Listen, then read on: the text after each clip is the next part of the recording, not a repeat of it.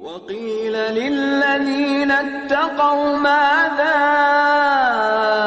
أنزل ربكم قالوا خيرا للذين أحسنوا في هذه الدنيا حسنة.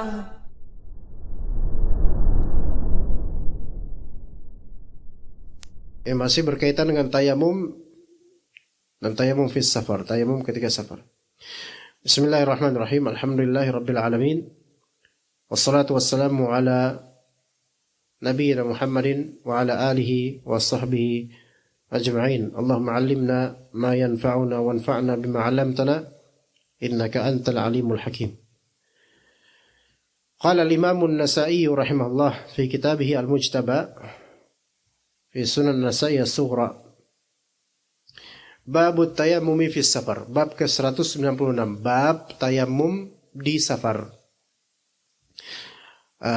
Saya ulangi dari awal lagi, saya ulangi bahwasanya tayammum atau safar, ya safar, bepergian jauh, itu tidak serta-merta membolehkan tayammum. Ya, safar tidak tidak mesti membolehkan tayamum.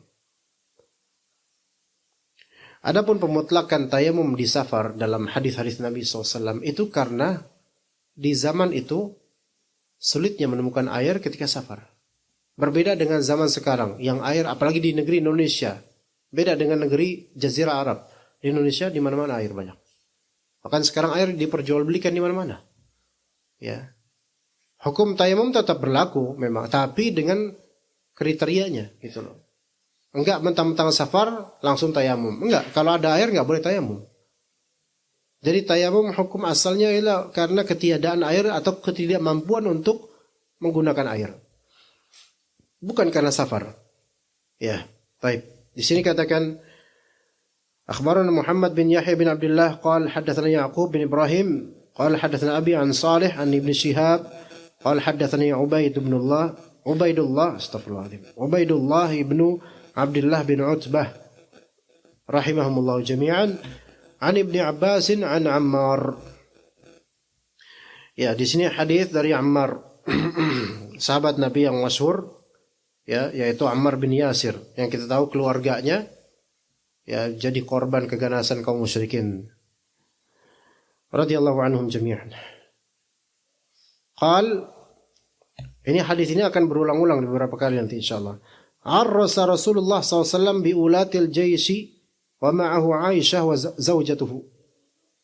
Rasulullah SAW mengistirahatkan di malam hari ya pasukannya, dan bersama beliau ada Aisyah, sang istri beliau radhiyallahu anha. Fanqata'a 'iqduha min jaz'i dhafar. Maka masih ada aja itu. Sesi kedua ada lagi. Tadi sesi pertama awal ya. Sesi kedua ada lagi. Ada nggak di antara jangan-jangan menjapri beliau nih? Jangan-jangan. Hah? Tadi sesi awal datang. Sesi kedua datang. Subhanallah. Benar-benar. Nah, di sini fanqata'a 'iqduha min jaz'i dhafar. Maka 'iqd yaitu kalung yang terbuat dari jaz'i dhafar, yaitu akik. Akik dhafar sebuah batu. Ya, semacam akik ya. Itu jadi kalung itu ada akik-akiknya gitu loh. Maka menggunakan batu akik untuk kalung, cincin itu boleh. Tapi untuk laki-laki enggak boleh kalau kalung. Enggak. Haram kalung, gelang enggak boleh laki-laki. Ya. Karena itu tasyabuh dengan perempuan. Kalau cincin boleh, akik boleh. Iya, baik wadahnya adalah besi atau perak, itu boleh. Yang lebih sahih besi boleh. Ya, perak boleh, emas nggak boleh. Akik ada akiknya boleh. Ya, atau luarnya kayak akik bisa dibuka, dalamnya telur cicak, ya boleh. Nggak tahu buat apa tuh. Nah, tapi kalau ini kalung laki nggak boleh, anting nggak boleh, gelang nggak boleh, laki-laki. Kalau perempuan boleh semua. Ya, begitu. Nah di sini sebenarnya Aisyah radhiyallahu anha itu kalung akiknya itu milik Asma binti Abi Bakar, saudarinya, bukan punya beliau. Yang lebih sahih itu bukan punya beliau, minjem.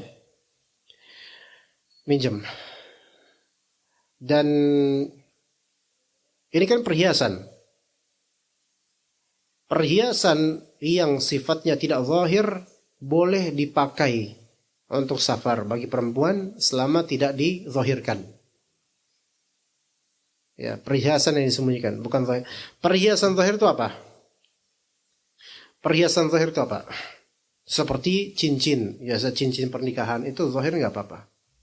Selama tidak membuat laki-laki tercuri pandangannya kepadanya. Boleh. Perempuan pakai cincin ini boleh. Ya. Kemudian adapun perhiasan zahir yang mencuri pandangan yang bukan mahram, maka ini nggak boleh. Ya, begitu.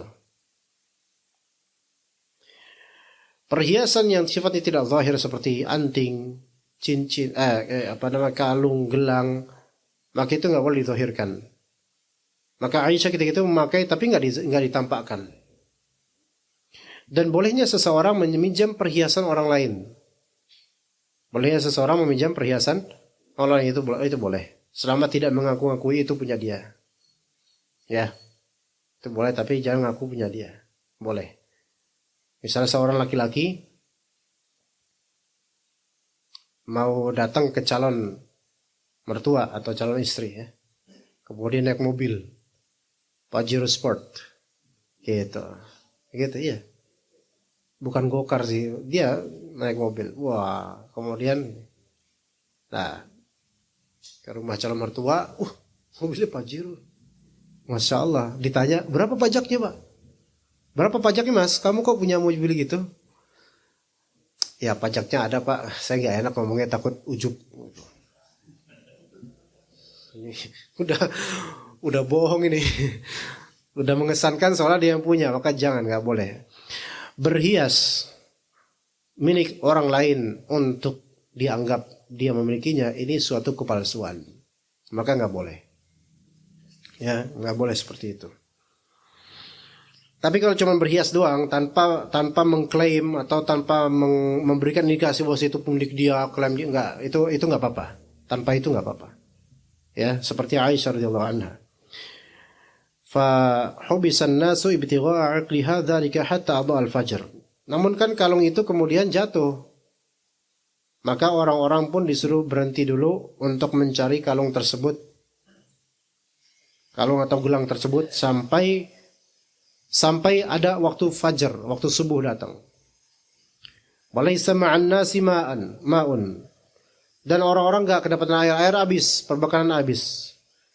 Maksudnya perbekalan sisanya ada, cuman nggak bisa buat wudu. Fataghayyadha 'alaiha Abu Bakar. Abu Bakar pun marah terhadap putrinya yaitu Aisyah radhiyallahu anha. Ya. Dalam redaksi yang pernah kita bahas itu sampai dicubit itu bagian perutnya Aisyah oleh bapaknya, padahal kita itu Rasulullah sedang tiduran di pahanya Aisyah, dicubit sampai Rasulullah mau nangis, mau teriak tapi nggak jadi karena nggak mau membangunkan suaminya. Ya, Pak paham gak sih? Jadi Abu Bakar marah kepada Aisyah. Gara-gara kamu nih. Aduh, mau keras suara, mau nangis, tapi jangan sampai suamiku bangun. Subhanallah. Ya, betapa mulianya ibu kita yaitu Aisyah radhiyallahu anha.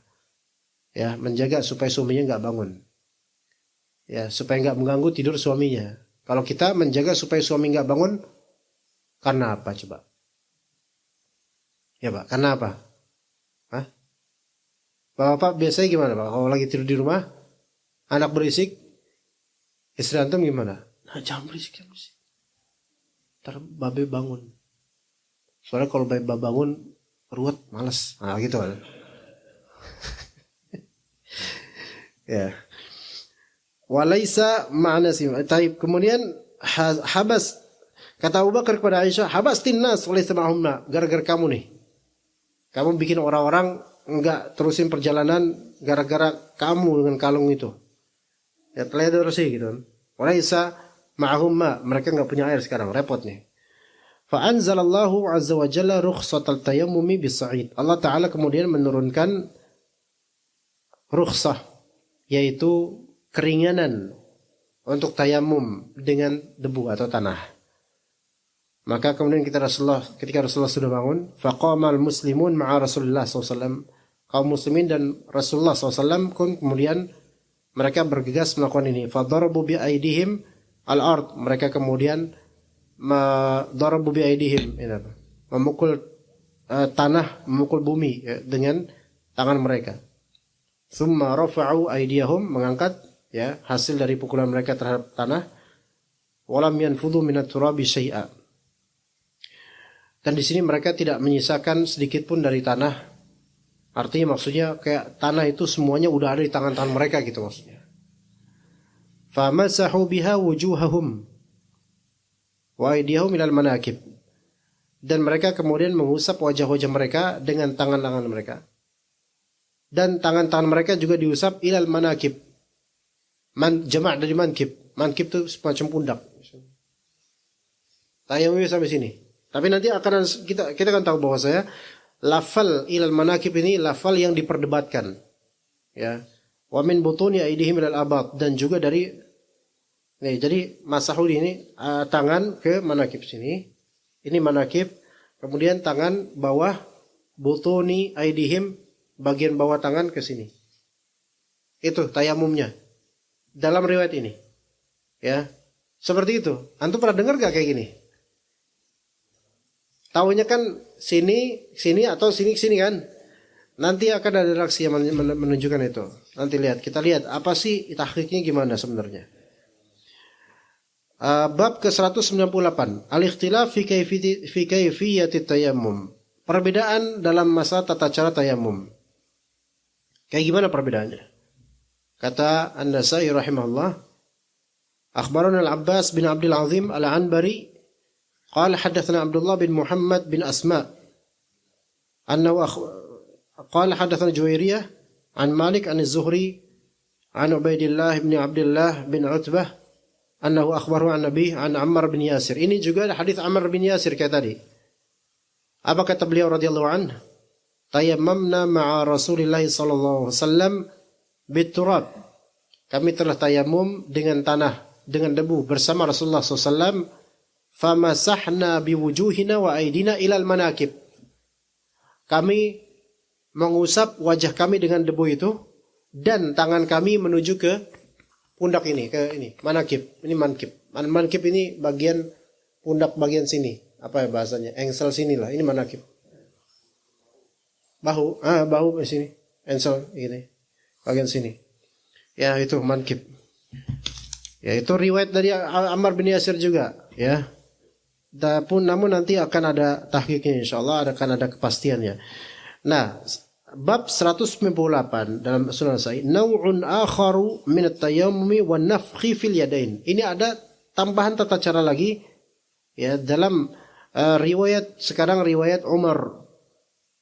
Riwayat Umar atau riwayat Abdurrahman bin Abza dari Umar bersama Umar. Di sini ada tambahan faedah.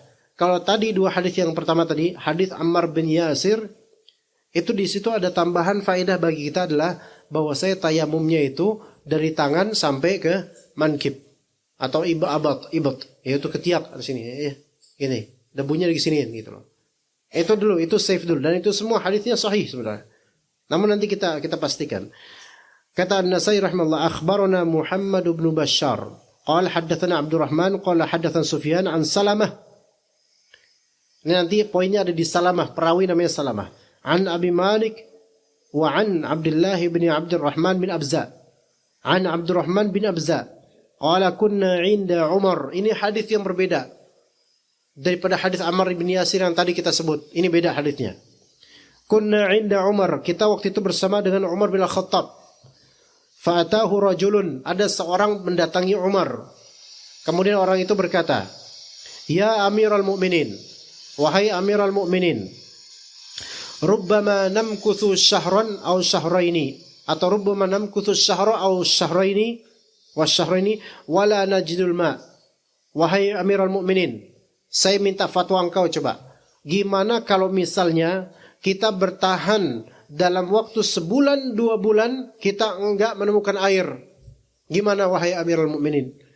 Maka Umar bin Khattab berkata, "Amma ana fa idza lam ajidil ma lam akun liusalliya hatta ajidal ma." Adapun pendapat saya ini kata Umar bin Khattab, kalau saya enggak menemukan air, maka saya tidak akan sholat sampai saya menemukan air. Gitu. Oke, ini kata Umar bin Khattab. Saya baru bakal sholat kalau saya menemukan air. Ini dalam konteks apa sebenarnya? Dalam konteks junub, ikhwan.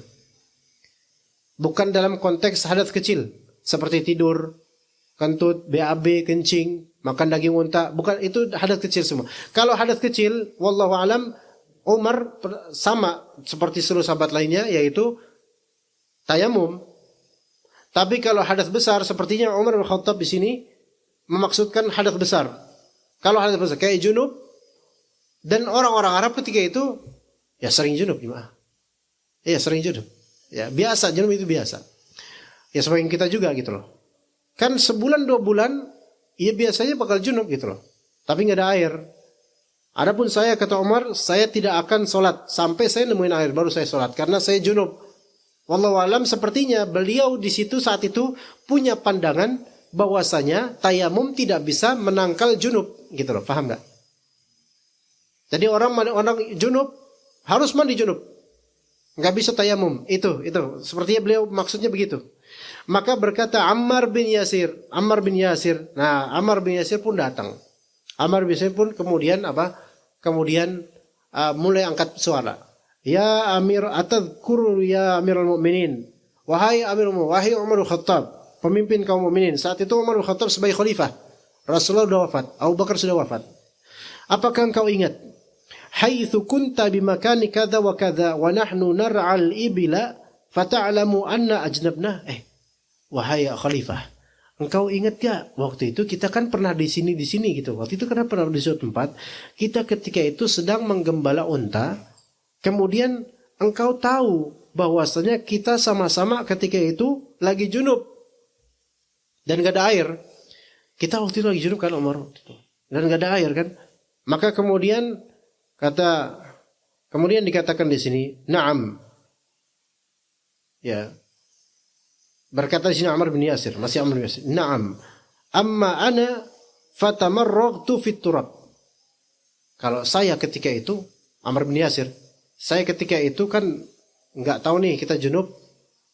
Kalau engkau kita waktu itu junub dan aku ketika setelah junub itu aku pun tamarragtu fit turab. Berguling-guling di tanah. Ya. Setelah kayak gitu kan kita datang ke Nabi, fataina Nabi SAW. Kita datangi Nabi SAW. Fadhahik, Nabi mendengar cerita itu, ketawa Nabi SAW.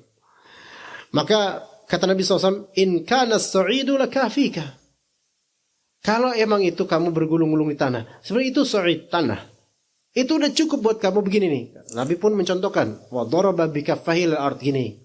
2 kaf, pukul gini ke bumi, thumma nafakha fihima.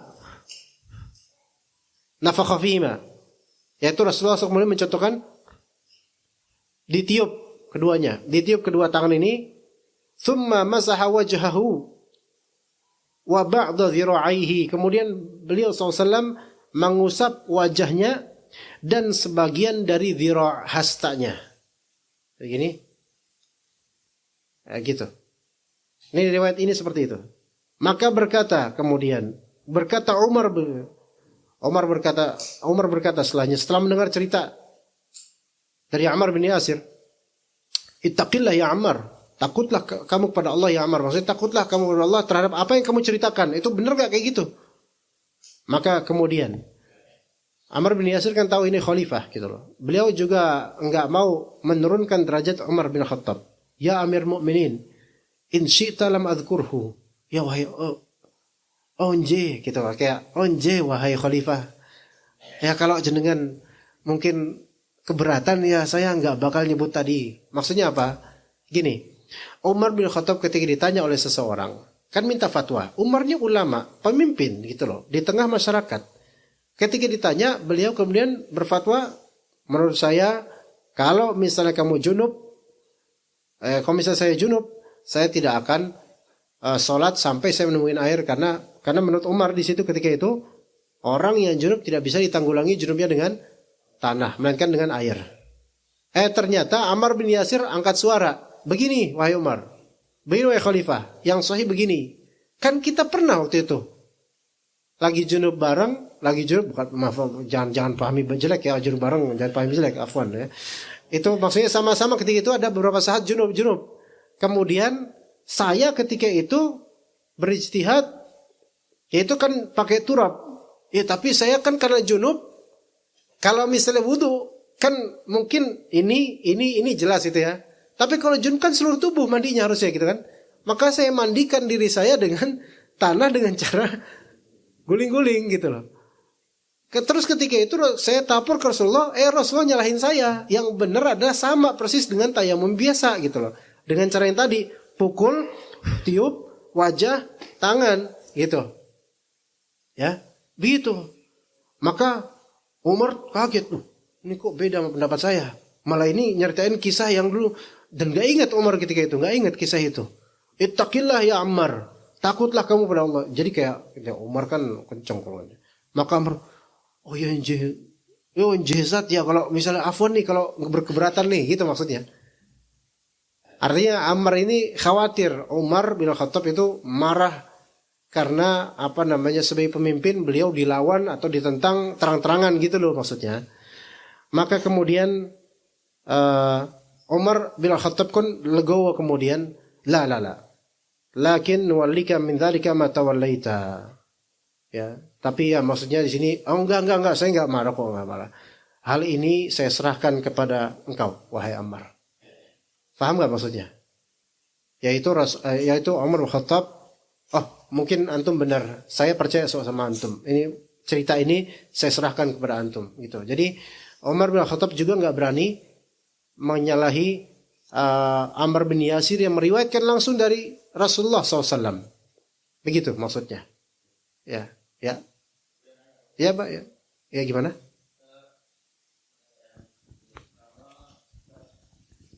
Ya. Terima kasih. Ya, Pak. Assalamualaikum warahmatullahi wabarakatuh. Waalaikumsalam. Ada dua pertanyaan. Pertama mengenai tata cara yang benar tayamum. Ya mungkin tiga. Pertama alasan. Saya sering di mobil itu tayamum jalan jauh. Ya. Apa benar itu? Alasan apa? Alasan untuk bisa bertayamum. Tadi kan karena nggak ada air atau tidak bisa memakai air. Nah, sekarang orang kan sering kali agak memudahkan tayamum itu. Jalan jauh di mobil gosok-gosok tayamum. Ya. Itu apakah tepat apa enggak, itu pertama. Yang kedua, tata cara yang benar tayamum itu bagaimana? Oke. Yang ketiga, apakah benar sekali tayamum hanya untuk sekali sholat saja, enggak boleh 2 kali gitu? Taib. 3 kali. Ya. Terima kasih. Ya. Baik Pak, kita jawab ringkas. Yang pertama saya lupa apa tuh yang pertama tuh. Alasan untuk membenarkan kita boleh tayamum. Apakah sepanjang jalan jauh? Ya. Misalnya saya mau ke Brebes, saya tayamum aja di mobil misalnya. Ya, penyebab untuk tayamum alasannya adalah pertama tidak ada air. Baru boleh tayamum. Kedua ada air namun tidak mampu untuk menggunakannya, entah karena sakit, menambah penyakit atau gimana. Nah, ini tidak tayamum. Ini alasan untuk tayamum. Adapun kalau misalnya ada air, perbekalan di safar, dan itu sedikit, maka boleh tayamum. Nah, tapi konteks yang tadi Bapak bilang, seperti driving, naik bis, itu apakah boleh tayamum? Jawabannya adalah kalau nanti ada rest area, maka nggak boleh tayamum. Harus ke rest area dulu baru sholat. Ke rest area dulu baru sholat. Dikecualikan begini. Kalau misalnya Anda lagi di bis, terus pengen sholat tahajud di dalam bis, dan rest area udah selesai, sholat isya sudah di rest area, namun udah di dalam bis, mungkin karena ada di hati ngerasa apa, tapi pengen sholat gitu. Sholat sunnah boleh di atas kendaraan, secara mutlak boleh di atas kendaraan. Sholat sunnah ya. Dan kalau wajib aslinya nggak boleh di kendaraan kecuali memang sudah tidak memungkinkan. Kayak di kereta misalnya, nggak ada rest area, dan turunnya juga pas sampai tujuan itu sudah lewat waktu sholat, maka ya udah sholat di atas kereta dan tidak ada musolanya, maka boleh di atas bangku, di bangku duduk. Tapi misalnya di bis ini kemudian dia pengen sholat tahajud malam, ya baru sampai tujuan nanti jam 7 pagi misalnya, ya, dan kemudian dia mau sholat malam situ dan air wudhu nggak ada air wudhu, air wudhu nggak ada. Kamar mandi juga misalnya nggak tersedia air, misalnya, atau tersedia air cuman untuk wudhu nggak bisa, karena mungkin di Westafel kecil dan bis kayak gini susah untuk wudhu, nggak mampu, maka ya kholas. Dan dia mungkin usia tua, jadi pegangan aja udah susah gitu kan, takutnya wafat di situ, ya udah. Atau mungkin takutnya kejedot atau apa, ya udah, dia boleh tayamum karena keadaan tidak memungkinkan untuk sholat sunnah. Gitu. Nah kemudian yang kedua, jadi penyebabnya dua tadi, yaitu tidak ada air dan sudah berusaha mencari air, tidak ada. Yang kedua yaitu ada air namun tidak berkesempatan atau tidak memungkinkan untuk menggunakannya di waktu sholat. Yang kedua apa tadi Pak pertanyaannya Pak? Tata cara tayamum sebenarnya tata cara secara umum sama untuk semua mazhab. Cuman ada perbedaan di apa? Di beberapa hal. Sedikit aja. Seperti berapa kali pukulan gitu. Sekali untuk wajah, sekali untuk tangan, atau sekali untuk wajah dan tangan. Itu khilaf di antara ulama. Kalau di hadis ini sekali saja untuk wajah dan tangan bisa. Jadi tidak. Hah? Nah, ini wajah dan tangan, ini juga khilaf di antara ulama apakah harus urut atau tidak. Yang saya adalah tidak harus urut. Untuk tayamum tidak harus urut. Tangan dulu silakan, wajah dulu silakan. Karena dalam hadis lain disebutkan, ada dalam riwayat Muslim disebutkan summa wajhahu, setelah tangan kemudian wajahnya. Berarti boleh tangan dulu kemudian wajah, itu boleh. Jadi pengurutan di wudu harus. Pengurutan di tayamum tidak harus. Itu. Kemudian untuk tangan khilaf di antara ulama. Ada yang mengatakan sesuai hadis ini sampai sini. Ada yang mengatakan boleh sampai sini. Ada yang mengatakan cukup sampai sini. Namun yang lebih sahih adalah nanti mungkin disebutkan cukup sampai ini udah cukup. Enggak sampai sini enggak apa-apa. Untuk tayamum. Tapi yang mengikuti mazhab Syafi'i sampai sini. Mazhab Syafi'i sampai sini. Gitu. Yang pakai sampai sini doang itu udah sah. Baik dia di awal sebelum wajah ataupun setelah wajah, itu tidak harus urut, enggak apa-apa. Itu menurut mazhab yang sahih. Begitu, Pak. Jadi dipermudah, insya Allah sangat mudah. Ya. Yang lebih sahih adalah tayamum itu bukan hanya sebatas mubih membolehkan sholat, tetapi tayamum itu adalah menghilangkan rafi', menghilangkan hadas. Artinya ketika hadas sudah hilang, maka sudah selesai, boleh kemudian untuk sholat apapun. Selama dia tidak berhadas lagi, begitu Pak. Jadi boleh untuk lebih dari satu sholat boleh. Ya, boleh lebih dari untuk satu. Boleh untuk lebih dari satu sholat. Itu yang lebih sahih, yang lebih saya condong pada pendapat itu. Begitu Pak ya. Dan kalau habis tayamum, kemudian turun hujan, apakah harus wudu lagi atau enggak? Di sini kembali ke yang tadi, apakah tayamum itu hanya untuk membolehkan sholat atau mengangkat hadas? Kalau mengangkat hadas berarti udah selesai, nggak perlu lagi dia wudu. Ini nggak perlu lagi dia mandi atau wudu, karena dia sudah hilang status hadasnya. Begitu, secara syar'i. Begitu. Tapi lebih afdol ya dia ini apa namanya? Wudu lagi aja untuk menghindari khilaf. Gitu aja. Gitu Pak ya. Kita lanjut aja dulu di sini. Dalam hadis lain, akhbarana Amr bin Yazid qala haddatsana Bahz haddatsana Syu'bah haddatsana Al-Hakam an Dzar an Ibni Abdurrahman bin Abza an abihi anna rajulan sa'ala Umar bin Khattab an tayammum. Ada seorang bertanya kepada Umar bin Khattab tentang tayamum, falam yadri ma yaqul. Dan Umar seperti enggak yakin dengan apa yang diucapkan pendapat sendiri. Maka kata Ammar, Atadhkuru haitsu kunna fi sariyatin fajnabtu? Apakah engkau ingat gak, wahai Umar, ketika itu kita berada di sariyah, di suatu perjalanan di malam hari. Sariyah itu adalah pasukan. Pasukan yang bergerak di malam hari, sariyah namanya. Ya. Dan aku ketika itu junub. Bayangin jemaah, para sahabat ya, berjalan perang masih sempat ada yang junub. Itu udah biasa di zaman dulu. Kok kita mungkin gak kepikiran junub? Ya, beda karakter mungkin kita ini ya. Ya. Fatama'aktu fit turab, maka setelah aku junub, aku pengen mensucikan diri, nggak ada air, maka aku pun tama'uk, seperti tamarruk, yaitu guling-guling di turab. Karena aku terdari Nabi, aku datangi beliau, fataitu Nabi SAW, dan menceritakan kepadanya, kata Nabi SAW, inna ma yakfika hakadha, yang cukup bagimu begini aja. Wa daraba syu'bah biyadaihi ala rukbatayhi. Di sini Syu'bah, perawi hadis ini, Syu'bah bin Al-Hajjaj, ya, dengan tangannya memukul ke ala rukbatayhi, ke lututnya. Ya. Karena lututnya itu ada debu, jadi ke lututnya dipukul.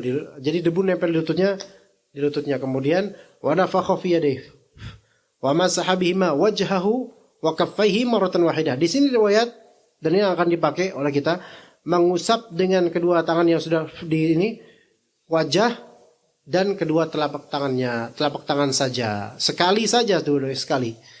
Tidak 3 kali, sekali saja. Jadi boleh lutut, kan lutut ada ininya, ada debunya gitu. Dah, cukup. Begitu. Itu versi riwayat Syu'bah bin Al-Hajjaj.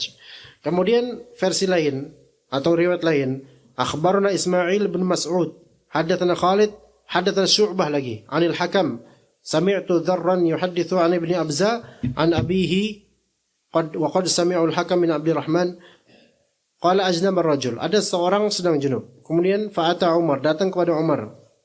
Dan kemudian kata orang itu, inni ajdabtu falam ajidil ma. Saya junub wahai Umar, namun saya enggak dapat air. Gimana nih? Kata Umar, la tusalli. Udah enggak usah salat kamu, karena kamu enggak dapat air. Seperti seolah-olah apa? Bagi Umar bin Khattab, orang yang junub itu tidak bisa dihilangkan status junubnya dengan tayamum, harus dengan air. Kalau belum dapat air, tunggu aja sampai dapat air baru boleh salat, gitu loh. Sehingga kan itu berpotensi keluar dari waktu salat, gitu loh. Maka berkata Ammar, amma tadhkuru anna kunna fi sariyatin fajdabna? Wahai Umar, tidakkah kamu ingat waktu itu kita berada di perjalanan perang malam hari, kemudian kita junub? Fa amma anta falam tusalli. Ketika itu wahai Umar, nah gitu. Di sini Ammar mengingatkan Umar, pas waktu itu engkau itu enggak mau salat. Engkau junub, aku junub. Enggak punya air, enggak dapat air, engkau enggak mau salat. Amma ana, adapun saya, fa inni tama'aktu fal salaitu. Saya waktu itu berguling-guling, kemudian saya sholat. Jadi Umar punya pendapat sendiri, Ammar punya pendapat sendiri ketika lagi di perjalanan perang itu. Pas dua-duanya junub, Umar berpendapat, saya nggak sholat kan saya nggak nemu air. Kalau junub nggak bisa ditanggulangi dengan tanah, harus dengan air. Adapun Ammar berprinsip tetap bisa, tapi karena junub harus mandi, maka dikiaskanlah dengan mandi. Artinya bermandikan dengan debu, jadi berguling-gulinglah di debu itu. Maka aku datang kepada Nabi, aku ceritakan itu, fadzakartu dzalika lahu, maka berkata Nabi, inna ma kana yakfik, ini cukup buat kamu. Maka Syu'bah bin Al-Hajjaj, kemudian perawi, memperagakan daraba bi kaffihi darbatan wa nafakha fihi, ya, dengan kafnya dalam tadi ke lututnya, kemudian nafakha fiha, gitu. Thumma dalaka ihdahuma bil akhar, kemudian mendalak, yaitu mengusap gini, ya, tangan kanan terus tangan kiri, thumma masaha bihima wajhah, kemudian mengusap wajahnya. Dengan peragaan Syu'bah versi hadis ini menunjukkan tadi bahwasanya pengurutan dalam tayamum tidak wajib. Ingat ya tadi, tangannya dulu baru kemudian wajah. Dan juga menunjukkan bahwasanya antara kedua, baik wajah duluan atau tangan duluan atau wajah duluan, itu tidak ada pukulan kedua. pukulan lagi enggak, langsung aja bisa. Begitu, ya. Taib, dan seterusnya kita menuju ke hadis berikutnya. Akhbarana Abdullah bin Muhammad bin Tamim qal haddatsana Hajjaj qal haddatsana Syu'bah 'anil Hakam wa Salamah. Di sini ada Salam di sini Anzar an Ibnu Abdurrahman bin Abza an abihi anna rajulan ja'a ila Umar radhiyallahu anhu faqala inni ajnabtu falam ajid ma. Wahai Umar, kata seorang ini, saya junub tapi saya enggak dapat air. Maka kata Umar, la tusalli, enggak usah salat kamu. Ya, ibarat kayak perempuan haid atau apa, enggak usah salat dulu, nanti aja. Gitu pas sudah ketemu air. Maka Ammar pun berkata, amma tadhkuru ya Amirul Mukminin, wahai Amirul Mukminin, apakah engkau tidak ingat? Idh ana wa anta fi sariyatin fa ajnabna. Kita waktu itu lagi perjalanan malam, terus kita sama-sama junub. Falam najid ma'an, kita enggak dapat air. Fa amma anta falam tusalli, engkau enggak salat. Wa amma ana, adapun saya, fatama'aqtu fit turabi tsumma sallaitu. Saya berguling-guling tanah, kemudian saya salat. Falamma ataina Rasulullah, ketika kita datangi Rasulullah, zakartu dzalika lahu. Saya ceritakan hal ini, maka berkata kemudian beliau, inna ma yakfik, itu cukup tanah buat kamu wahai Ammar, tapi dengan cara begini, ya. Maka Rasulullah wa daraban nabi biyadaihi ilal ard, dengan kedua tangannya ke bumi, thumma nafakha fihima famasaha bihima wajhahu wa kaffayhi, kemudian mengusap dengan kedua tangannya wajah dan kedua telapak tangannya saja. Ini menunjukkan bahwasanya telapak tangan sudah cukup. Tapi dalam riwayat lain tadi kan ada sampai sini. Loh, terus gimana dong itu? Maka para ulama kemudian berusaha menjamak, mengkompromikan, dan yang di sini yang lebih sahih adalah Salamah di sini bermasalah di mana syakka Salamah, dikatakan sih wa syakka Salamatu wa qala la adri fihi ila al-mirfaqaini aw ila al-kaffain. Saya enggak tahu nih ke mirfaq sini atau ke kaffain. Maksudnya salah satu perawi dengan syarat ini mengatakan saya enggak ingat nih, saya tidak tahu. Ketika itu Dzar, yaitu gurunya Salamah, perawi juga guru Salamah, apakah mengatakan ke sini atau ke sini? Saya tidak ingat itu, ragu. Namun kemudian dalam riwayat-riwayat lain, ya di sini ditetapkan bahwasanya cukup sampai sini, ya sampai telapak tangan. Ya, begitu juga dengan hadis berikutnya yang sama juga dengan hadis-hadis sebelumnya, ya. Ya. Hadis-hadis berikutnya juga sama. Sebenarnya intinya seperti itu, ya serupa, bahwasanya junub bisa ditanggulangi dengan tayamum ketika tidak ada air atau tidak bisa menggunakan air. Begitu, bisa. Dan ketika sudah selesai tayamum, maka boleh sholat. Nah, kalau misalnya safar, air ada, terus junub, maka apakah tayamum? Nggak boleh tayamum, karena ada air. Ada air, nggak boleh tayamum. Jadi salah orang yang mengatakan bahwa saya safar itu membolehkan tayamum secara mutlak. Tidak. Adapun hadis-hadis yang mengkaitkan safar dengan tayamum, itu disebabkan di zaman dulu, kalau safar sulit dapat air. Beda dengan sekarang. Bisa aja ada airnya, apalagi pesawat. Gitu Pak ya? Ya seperti itu, wallahu alam. Itu sampai 320. Jadi kata para ulama, at-tartib ghairu wajibin fit tayammum bi khilafil wudu. Urut itu tidak wajib dalam tayamum, beda dengan wudu. Wudu wajib tartib, bahkan itu termasuk rukun. Tartib yaitu urut. Adapun tayamum tidak wajib. Ya. Amalan bi hadhihi riwayat al-musarrihati bi ta'khir al-wajhi 'an al-kaffain. Mengamal ini sebagai pengamalan terhadap riwayat-riwayat yang jelas-jelas menunjukkan bolehnya mengakhirkan wajah dan mendahulukan kedua telapak tangan. Gitu. Ya seperti itu. Jadi faedahnya seperti itu. Wallahu a'lam. Baik, untuk materi kita cukup sampai situ. Insyaallah. Ada pertanyaan enggak di sini jemaah? Fadhal. Ini Bapak dulu sebentar, ya. Assalamualaikum warahmatullahi wabarakatuh.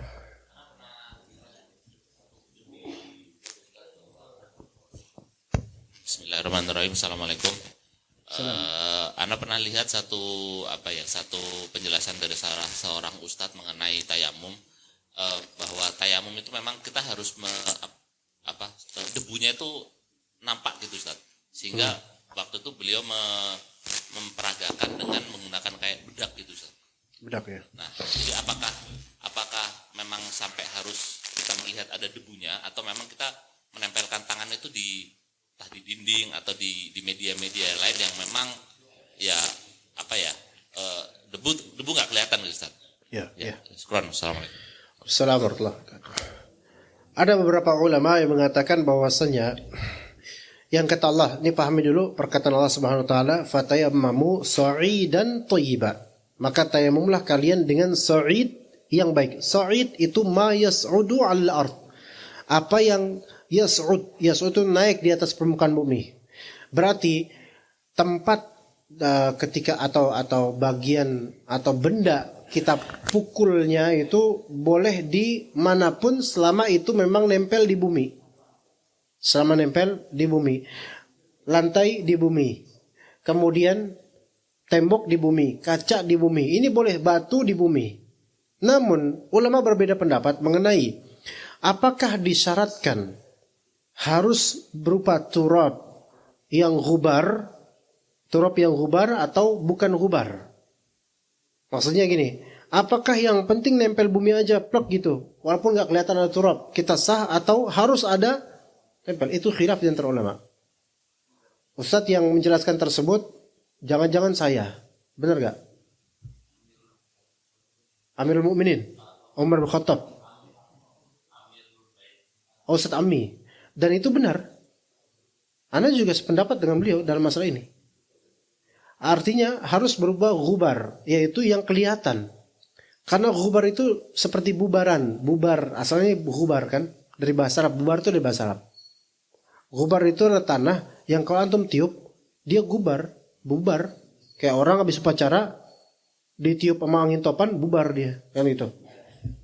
Nah seperti itu. Ini di meja nih. Ini bisa menjadi media untuk kita dapat ghubar. Tapi ketika ada kayak gini, nggak ada. Nggak bisa. Jadi harus emang ada, walaupun nggak harus penuh kayak bedak banget, nggak gitu juga. Cuman nyata bahwasanya ada yang nempel. Nggak harus full sempurna, nggak. Nyata ada yang nempel, butir-butir yang nempel gitu. Itu baru bisa. Tanah ini bisa nih. Ya, kalau karpet, kalau nggak menyerap ya. Kalau karpet tapi menyerap ini kan susah juga ininya. Ya. Sendal, iya, tek ada kan ya, bisa itu. Selama gak ada tai kucingnya nggak apa-apa. Nah, jadi kalau batu licin, polos, kayak pala orang gitu, plek gitu, atau pala orang langsung, plek gitu, ada nggak? Nggak ada, gitu. Tapi kalau para orang berkomposisi debu-debu juga, kita giniin plek, kata bau debu, bisa. Karena ibrohnya di debunya. Itu yang sahih. Adapun kalau yang penting gini, mau gimana pun nggak ada debunya, yang penting di bumi lah, itu lebih nggak tepat. Itu anak nggak, ya ada ulama berpendapat begitu, tapi nggak tepat, begitu. Ya seperti itu. Makanya di pesawat itu nggak sah tayamumnya. Kalau misalnya nggak sah dari berapa sisi. Satu, di kamar mandi ada air, itu dulu, maka nggak boleh tayamum. Kedua, kalaupun dia tayamum terus kemudian dia jok depan plok gitu, mana debunya? Nggak ada. Pesawat model apa yang joknya berdebu? Lion Air sejelek-jeleknya pun nggak berdebu intinya. Iya, selamat-lambatnya Lion Air nggak berdebu. Mungkin kepala orang di depannya mungkin tuh berdebu tuh. Nggak ada juga debu. Adanya di mana? Di kaki. Sendal bisa. Kalau sendal bisa, iya. Kalau karpetnya berdebu bisa. Masalahnya pesawat mana yang karpetnya didebuin? Gitu. Dan kita juga nggak perlu bawa debu dari luar, kita kumpulin juga debu, diplastikin, terus ada debu tuh di kantong kita. Naik pesawat, kemudian pas udah waktu sholat kita buka plastik isinya debu. taruh dulu gini, orang lihat tanah kuburan nih kayak karena kuburan. Iya. Jadi begitu, itu yang tepat. Itu sahih itu. Harus.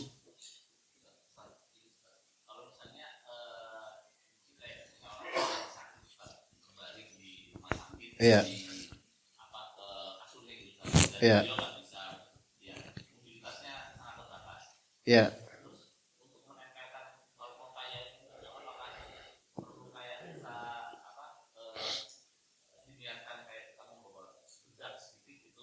Enggak usah maksain kayak gitu, Pak. Gini, dia suruh susternya atau dokternya atau penjaga untuk sediakan air, bisa nggak? Atau kesulitan, bisa nggak diwuduin? Diwuduin, bukan disolatin. Kalau disolatin mati orang. Diwuduin, artinya diinin wudunya, airnya diwuduin, terus diwuduin. Dan dia ketika diwuduin, dia yang diwuduin ini niatkan sedang wudu, itu bisa. Jangan pas diwuduin dia lagi tidur, maka nggak sah diwuduin. Lagi tidur diwuduin mukanya, tangannya, ini nggak sah karena nggak ada niatan. Wudu butuh niatan. Tapi kalau itu sulit ya, karena jadwal kunjungan suster atau jadwal kunjungan visit itu juga jarang gitu, maka dia boleh tayamum. Nggak bisa tayamum, dia sholat sesuai keadaan dia. Selama belum mepet waktunya. Kalau mepet waktunya, maka dia harus sholat dengan keadaan seperti apa adanya dia. Kan dia nggak bisa gerak. Bukan orang tua aja, kadang orang muda yang kecelakaan atau apa nggak bisa bergerak. Sesuai dengan kemampuan dia ketika itu. Kalau misalnya jadwal suster atau dokter yang datang, atau perawat yang datang, laki atau perempuan, itu jadwalnya misal jam 4 sore. Ya, misal. Dan zuhur dia nggak dapat air, nggak dapat debu. Maka orang yang sakit seperti ini boleh menjamak takhir sholat. Nunggu jam 4 sore, jamak takhir dengan sekali wudu. Diwuduin. Jamak itu boleh dalam keadaan sakit, boleh. Iya. Atau misalnya dia datang kunjungan dari keluarga jam 12 sampai jam 1. Ya. Kemudian dengan ada keluarga yang kunjung, dia bisa diwuduin. Ya, maka dia boleh, nanti kan nanti asar sampai maghrib nggak ada lagi nih yang visit kecuali suster. Saya laki-laki nggak mungkin dong saya diwuduin sama perempuan. Maka dia boleh apa? Jamak takdim. Paham nggak Pak sini Pak? Gitu. Iya, jamak boleh. Lagi sakit gitu. Isya, maghrib isya tuh kan. Jamak takhir gitu boleh. Iya. Karena orang sakit. Ya Bu? Alhamdulillah. Berarti diwakilin. Alhamdulillah. Oke, kita cukup sampai sini insyaallah. Udah mau jam 11. Barakallahu fikum jami'an. Terima kasih kehadirannya. Wassallallahu ala nabiyyina Muhammad wa ala alihi wa sahbihi ajma'in. Subhanakallahumma bihamdika asyhadu an la ilaha illa anta astaghfiruka wa atubu ilaik. Assalamualaikum warahmatullahi wabarakatuh.